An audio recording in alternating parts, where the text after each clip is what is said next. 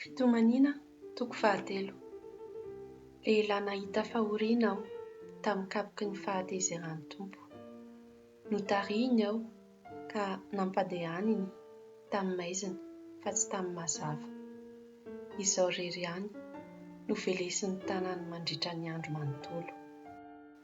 Nolazoiny ny nofiko sy ny hoditro ary notapatapahiny ny taolako.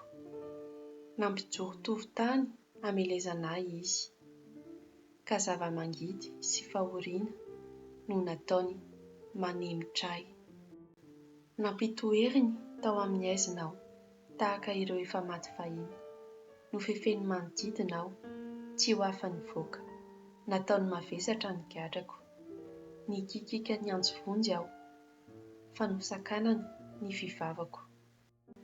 Notampenany rindrim-bady voapaika ny lalako ary naholikoliny ny alehako.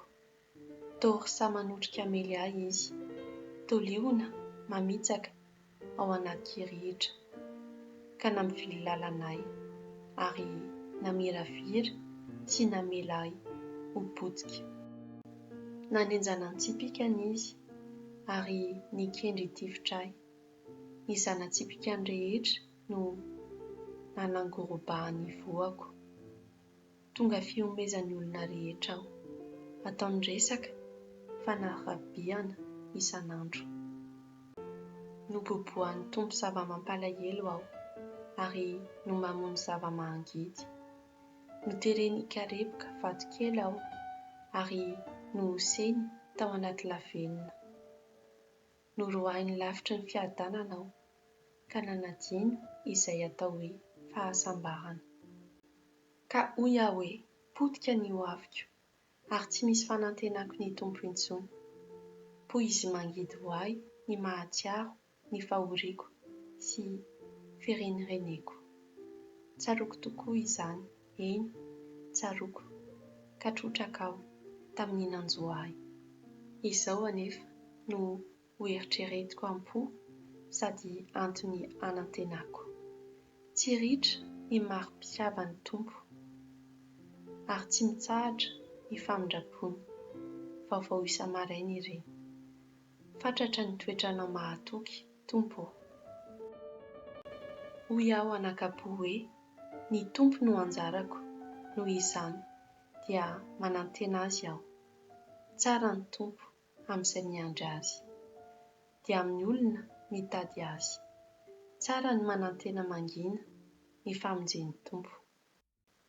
Tsara ho an'ny lehilahy ny mitondra zioka amin'ny fahatanorana. Aoka izy hipetraka mitokana sy angina rehefa mizaha toetra azy ny Tompo. Aoka hanohoka vava, hambovoka izy, ndao mba hisy fanantenana. Aoka izy hanolotra ny takolany amin'izay mikapoka azy ka ho voky latsa. Fa tsy hanary mandrakizay ny Tompo, fa raha mampahory izy dia mamindra fo araka ny halehiben'ny fitiavany. Fa tsy sitrany ny mampahory na mampijaly ny olombelona. Rehefa hosihosina avokoa ny mpigadra eo amin'ny tany, rehefa ny zon'olombelona no hitsakitsahina eo anatrehan'ilay avo indrindra, rehefa ny rariny no havadika eo amin'ny fitsarana, dia tsy ho hitan'ny Tompo ve izany? Iza moa no miteny dia mampisy zavatra? Moa tsy ny Tompo va no mandidy? Moa tsy ny tenin'ilay avo indrindra ve no mampisy ny loza sy ny soa? Koa inona ary no imenomenoma-ny olona izay mbola velona sy tomady, na dia eo aza ny fahotana? Dinihontsika sy fantaro ny fitondran-tenantsika, ka miverena amin'ny Tompo isika. Aoka sandratsika miaraka amin'ny fo aman-tanana rehefa mivavaka amin'Andriamanitra any an-danitra isika. Efa nanota sady nikioma izahay, ary ianao, Tompo, tsy lamela heloka anay. Ny sarim-pahatezerana ianao no nanenjika anay, ka nandringana anay tsy nisy fiantrana. Ny sarin-drahona ianao mba tsy ho takatry ny vavakay. nataonao fakofako sy fanary teo anivon'ny firenen-kafa izahay. Nanokaba manomelanay ny fahavalonay rehetra. Orohoro sy fanina no mahavoanay, ary koa fandringanana sy faharatrana. Rano mandriaka no avoakan'ny masoko noho ny faharatrana nanjon'ny fireneko. Mikoriana ranomasy tsy mety ritra ny masoko, satria tsy misy fitsaharanay mihitsy. Andrasako ny hitsinjovan'ny Tompo ka hijerenay avy any an-danitra. Fijaliana ho ahy ny mahita izay manjo ny zazavavy rehetra ao an-tanànako.